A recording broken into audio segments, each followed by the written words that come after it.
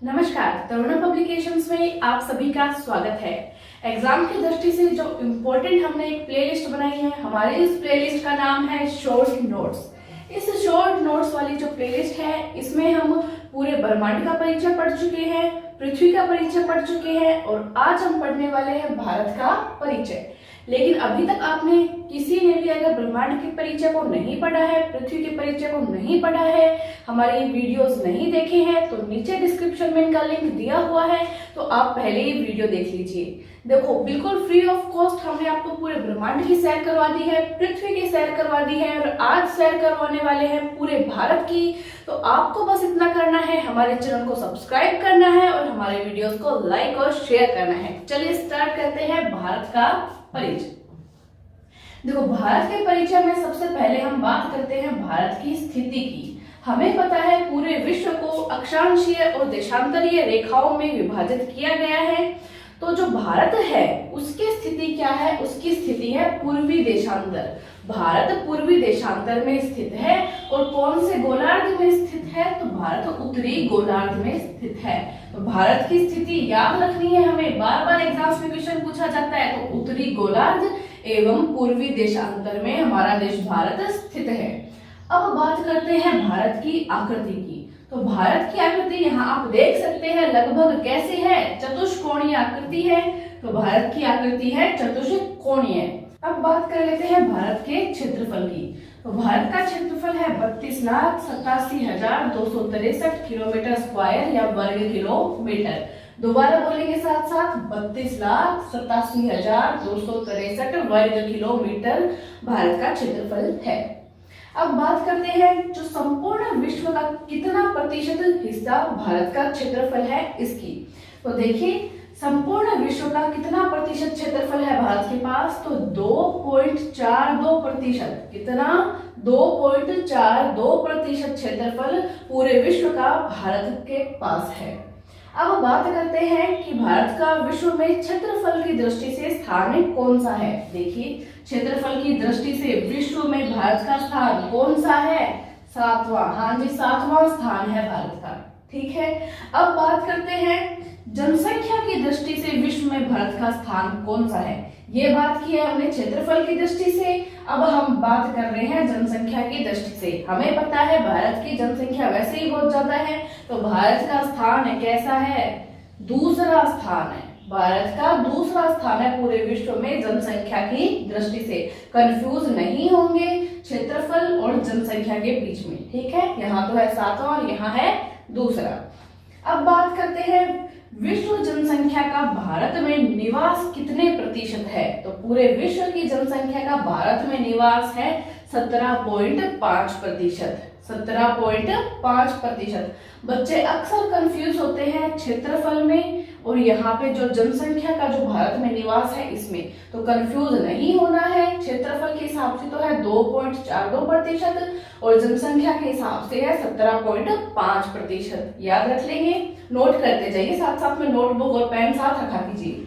ठीक है। अब देखते हैं राजधानी। तो भारत की राजधानी हम सभी को पता है क्या है? नई दिल्ली भारत की राजधानी है। भारत में जो सबसे ज्यादा बोले जाने वाली भाषा है वो कौन सी भाषा है? ये भी हम सभी को पता है। तो सबसे ज्यादा बोलने जाने वाली भाषा है हिंदी। कौन सी है? हिंदी। अब बात करते हैं भारत में स्थित कुल राज्यों की। देखो, कुछ बच्चे सोचेंगे कि 29 राज्य नहीं, जो जम्मू कश्मीर का स्पेशल राज्य का जो विशेष राज्य वाला दर्जा था वो दर्जा हटा लिया गया है। उसके बाद भारत में अब कुल राज्य है वर्तमान में 28 और कुल केंद्र शासित प्रदेश कितने हो गए हैं? 9 हो गए हैं। पहले 7 थे, अब कितने हैं? 9 केंद्र शासित प्रदेश है और कुल राज्य हैं 28। नेक्स्ट इंपॉर्टेंट पॉइंट देखते हैं हमारा उत्तर से दक्षिण में जो विस्तार है भारत का, वो देखते हैं कितना है? 3,214 किलोमीटर। उत्तर से यानी कि उत्तर से जो दक्षिण का विस्तार है वो कितना है? 3,214 किलोमीटर। अब देखते हैं हम पूर्व से पश्चिम में विस्तार, यानी कि पूर्व से पश्चिम में विस्तार कितना है? 2,933 किलोमीटर। कितना है? 2,933 किलोमीटर। कंफ्यूज नहीं होना है आपको। उत्तर से दक्षिण में विस्तार विस्तार है 3214 किलोमीटर और पूर्व से पश्चिमी विस्तार है 2933 किलोमीटर। अब बात करते हैं अक्षांशीय विस्तार की। तो अक्षांशीय विस्तार कितना है? 8 डिग्री 4 मिनट से 37 डिग्री 6 मिनट उत्तरी अक्षांश है। देखो बच्चे, आगे वाला जो ये है ना, इसमें कंफ्यूज हो जाते हैं कई बार। जो ऑप्शंस मिलते हैं आपको एग्जाम में वो एकदम सेम ही मिलते हैं ऑलमोस्ट, तो इसमें आप कंफ्यूज रही होंगे। कई बार क्या होता है, डिजिट ये दे देते हैं लेकिन आगे वाला चेंज कर देते हैं, तो बच्चे सोचते हैं ये तो सेम ही है, वो यही याद रखते हैं, आगे की चीज पे वो नोटिस नहीं करते उसको, तो वो गलत हो जाता है। तो आपको वहां गलत नहीं करना है। मेनली उत्तरी अक्षांश भी आगे है, ये भी आपको ध्यान में रखना है। तो 8 डिग्री 4 मिनट से 37 डिग्री 6 मिनट उत्तरी अक्षांश, जो अक्षांशीय विस्तार है भारत का। अब बात करते हैं देशांतरीय विस्तार की। जो देशांतरीय विस्तार है वो है 68 डिग्री 7 मिनट से 97 डिग्री 25 मिनट पूर्वी देशांतर। तो यहाँ भी आपको ये पूर्वी देशांतर है, इसको भी साथ में याद रखना है। ऑप्शंस बिल्कुल पास होंगे, ऑलमोस्ट सेम होंगे, तो कंफ्यूज नहीं होना है। अब बात करते हैं सबसे जो उत्तरी बिंदु है भारत का, जो सबसे उत्तरी बिंदु है, उस उत्तरी बिंदु की बात करते हैं। उसका नाम है इंदिरा कोल। क्या नाम है? इंदिरा कोल। किस राज्य में है ये? तो ये जम्मू कश्मीर राज्य में, जो वर्तमान में केंद्र शासित प्रदेश बन चुका है। तो जम्मू कश्मीर में क्या है? इंदिरा कोल, जो सबसे उत्तरी बिंदु है भारत का। ठीक है। सबसे जो दक्षिणी बिंदु है, सबसे जो दक्षिणी बिंदु है वो कौन सा है? सबसे जो दक्षिणी बिंदु है वो है यहाँ पे इंदिरा पॉइंट, पिगमेलियन पॉइंट, जो कि निकोबार द्वीप समूह में, कहाँ पे स्थित है? निकोबार द्वीप समूह में। तो देखिए यहाँ लगभग क्या है? निकोबार द्वीप समूह। तो इसका जो अंतिम बिंदु है उसका नाम है इंदिरा पॉइंट। इसको पिगमेलियन पॉइंट भी कहते हैं। कंफ्यूज नहीं होंगे, ऑप्शन में आपको दोनों में से कुछ भी दे सकता है, तो आपको याद होना चाहिए इंदिरा पॉइंट का नाम ही क्या है? पिगमेलियन पॉइंट है। कहाँ स्थित है ये? तो ये निकोबार द्वीप समूह के अंदर स्थित है। अब बात करते हैं सबसे जो पूर्वी बिंदु है, सबसे पूर्वी बिंदु की। तो सबसे पूर्वी बिंदु अरुणाचल प्रदेश का वालंगू। अरुणाचल प्रदेश का वालंगू जो है वो भारत का सबसे पूर्वी बिंदु है। अब बात कर लेते हैं सबसे पश्चिमी बिंदु की। तो जो गुजरात का सरक्रिक है, गुजरात का जो सरक्रिक है वो है सबसे पश्चिमी बिंदु। सरक्रिक गुजरात, कंफ्यूज नहीं होंगे। उत्तरी बिंदु इंदिरा कोल, दक्षिणी बिंदु इंदिरा पॉइंट, पूर्वी बिंदु वालंगू, पश्चिमी बिंदु सरक्रिक। ठीक है। अब बात करते हैं प्रायद्वीपीय भारत का दक्षिणी बिंदु। देखिए ये तो था निकोबार द्वीप समूह का अंतिम बिंदु। अगर आपको क्वेश्चन ऐसे पूछ ले कि प्रायद्वीपीय भारत का सबसे दक्षिणी बिंदु कौन सा है, या जो मुख्य भारत है उस मुख्य भारत का दक्षिणी बिंदु कौन सा है, तो आपको आंसर देना है केप कोमोरिन। केप कोमोरिन, जो कि कहाँ पे है? कन्याकुमारी तमिलनाडु में स्थित है। Cape Comorin, Kanyakumari Tamil Nadu. अब बात करते हैं भारत में द्वीपों की कुल संख्या की। भारत में द्वीपों की कुल संख्या की।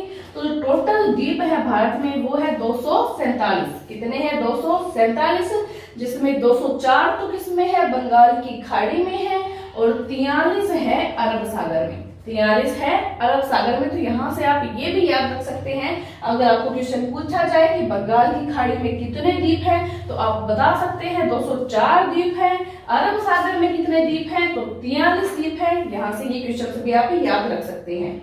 और कुल द्वीप पूछे जाए तो 247। ठीक है। अब बात करते हैं लक्षद्वीप में कुल संख्या की।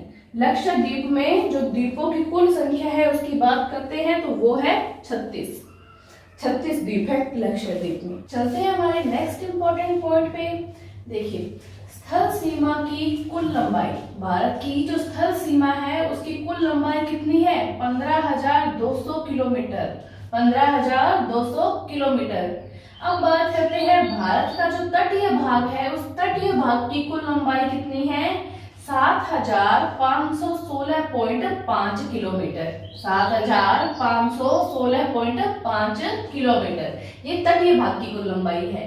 अब बात करते हैं जो भारत की मुख्य भूमि है उसके तटीय भाग की जो लंबाई है उसकी। तो तो 6100 किलोमीटर यानी 6100 किलोमीटर जो भारत की मुख्य भूमि है उसके तटीय भाग की लंबाई है। तो इन दोनों में कंफ्यूज नहीं होंगे, जो क्वेश्चन आपको एग्जाम में पूछा जाए उसी का आंसर आपको देना है, कोई कंफ्यूजन नहीं रखना। नेक्स्ट है समुद्र तट से लगे राज्यों की संख्या। भारत में समुद्र तट से लगे हुए जो राज्य हैं उनकी संख्या बतानी है आपको, तो कितने हैं? 9 राज्य समुद्र तट के साथ लगे हुए हैं भारत के।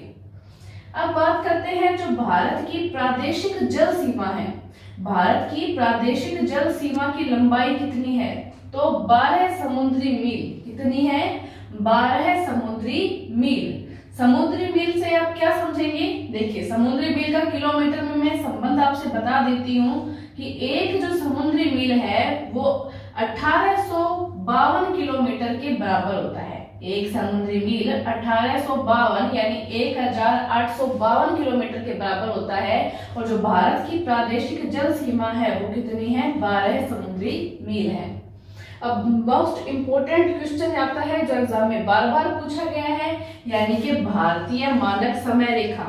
भारतीय मानक समय रेखा देखिए 82.5 डिग्री पूर्वी देशांतर, 82.5 डिग्री पूर्वी देशांतर है भारत की मानक समय रेखा। ये क्वेश्चन बार बार पूछा जा रहा है। कहां से गुजरती है ये इलाहाबाद के मिर्जापुर शहर से गुजरती है। इलाहाबाद के मिर्जापुर से गुजरती है। इलाहाबाद जिसका वर्तमान में नाम क्या है? प्रयागराज। क्या नाम है? प्रयागराज के मिर्जापुर से ये गुजरती है। 82.5 डिग्री पूर्वी देशांतर भारतीय मानक समय रेखा। अच्छे से नोट कर लेंगे, बहुत इंपोर्टेंट क्वेश्चन था ये। अब बात करते हैं जो भारतीय मानक समय रेखा है वो निम्न राज्यों से गुजरती है। कितने राज्य हैं? तो 5 राज्य हैं। 5 राज्यों से भारत की जो मानक समय रेखा है वो गुजरती है। कौन कौन से राज्य हैं? ये भी क्वेश्चन कई बार एग्जाम में आया हुआ है। तो इनमें है उत्तर प्रदेश यानी यूपी, मध्य प्रदेश एमपी, छत्तीसगढ़, ओडिशा यानी कि उड़ीसा, आंध्र प्रदेश। दोबारा देखते हैं, उत्तर प्रदेश, मध्य प्रदेश, छत्तीसगढ़, ओडिशा और आंध्र प्रदेश। इन 5 राज्यों से भारतीय मानक समय रेखा गुजरती है। अब देखिए, भारतीय मानक समय रेखा और जो ग्रीनविच समय रेखा है उसके मध्य अंतर हम देखते हैं, क्योंकि ये अंतर कई बार एग्जाम में पूछा गया है। मैं आपको वही क्वेश्चंस बता रही हूँ, कोई भी फालतू के क्वेश्चन ऐड नहीं कर रही। जो क्वेश्चन एग्जाम में पूछे गए हैं, जो एग्जाम में पूछे जा सकते हैं, इसी टाइप के जो इंपॉर्टेंट क्वेश्चंस है वो ही मैं आपको करवा रही हूँ। तो जो अंतर है ग्रीनविच समय रेखा का और भारतीय मानक समय रेखा का वो है 5 घंटा 30 मिनट आगे। 5 घंटा 30 मिनट ये अंतर है ग्रीनविच रेखा का और भारतीय मानक समय रेखा का। ठीक है, भारत के दक्षिणी बिंदु की भूमध्य रेखा से दूरी। अब ये सभी को पता है कि जो भूमध्य रेखा है वो भारत के दक्षिण से गुजरती है। वो भारत के दक्षिण से गुजरती है। तो भूमध्य रेखा की जो भारत का लास्ट दक्षिणी बिंदु है उससे दूरी हमें कई बार पूछी जाती है। तो 876 किलोमीटर दूर से भूमध्य रेखा भारत के दक्षिणी बिंदु से गुजरती है। ठीक है, 876 किलोमीटर। अब हम बात करते हैं भारत के मध्य से गुजरने वाली रेखा की। तो हम सभी को पता है भारत के मध्य से गुजरने वाली जो रेखा है वो है कर्क रेखा। कौन सी रेखा है? कर्क रेखा। कमेंट सेक्शन में बताइए कितने राज्यों से गुजरती है, कौन कौन से राज्य हैं जिनसे कर्क रेखा गुजरती है। ईमानदारी से बिना देखे बताएंगे। तो कर्क रेखा भारत में 8 राज्यों से गुजरती है। देखिए, राज्यों के नाम हम याद करते हैं, गुजरात, राजस्थान, मध्य प्रदेश, छत्तीसगढ़, झारखंड, पश्चिम बंगाल, त्रिपुरा, मिजोरम। एक बार दोबारा देखते हैं, गुजरात, राजस्थान, मध्य प्रदेश, छत्तीसगढ़, झारखंड, पश्चिम बंगाल, त्रिपुरा और मिजोरम। इस प्रकार इन 8 राज्यों से भारत के मध्य से कर्क रेखा गुजरती है। देखते हैं हमारा नेक्स्ट इंपोर्टेंट पॉइंट। देखो, भारत की सबसे बड़ी जनजाति, भारत की जो सबसे बड़ी जनजाति है वो कौन सी है? हम सभी को पता है, जो गोंड जनजाति है वो भारत की सबसे बड़ी जनजाति है। और कहाँ निवास करती है? तो मध्य प्रदेश में निवास करती है। दोनों टाइप से क्वेश्चन आ सकते हैं कि जनजाति कौन सी है सबसे बड़ी, तो आप बताएंगे गोंड, और कहाँ पे निवास करती है तो आप बताएंगे मध्य प्रदेश। दोनों क्वेश्चन एग्जाम में आए हुए हैं ये। नेक्स्ट, सर्वाधिक राज्य की सीमा को छूने वाला राज्य है। कौन सा राज्य ऐसा है जो सर्वाधिक राज्यों की सीमा को छूता है? तो जो उत्तर प्रदेश राज्य है, कौन सा राज्य? उत्तर प्रदेश राज्य, वह सर्वाधिक राज्यों की सीमा को छूता है। कितने राज्य? तो 8 राज्यों की सीमा को वह छूता है। नेक्स्ट है सर्वाधिक जो नगरीकृत राज्य है। हम सभी को पता है गोवा सर्वाधिक नगरीकृत राज्य है। क्वेश्चन ऐसे भी आ सकता है कि न्यूनतम नगरीकृत राज्य कौन सा है? तो हिमाचल प्रदेश न्यूनतम नगरीकृत राज्य है।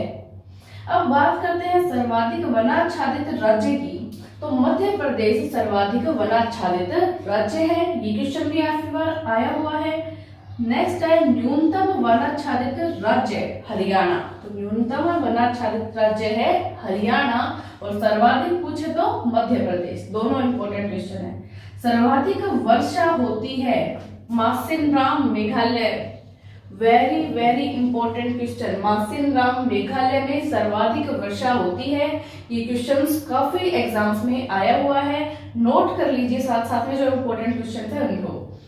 न्यूनतम वर्षा होती है तो लेह जो भाग है कश्मीर का, वहां पर न्यूनतम वर्षा होती है भारत में।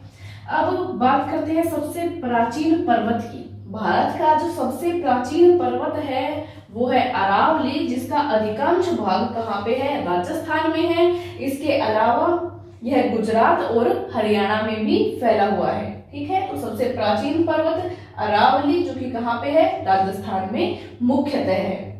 अब बात करते हैं सबसे नवीन पर्वत जो है, सबसे नवीन पर्वत की।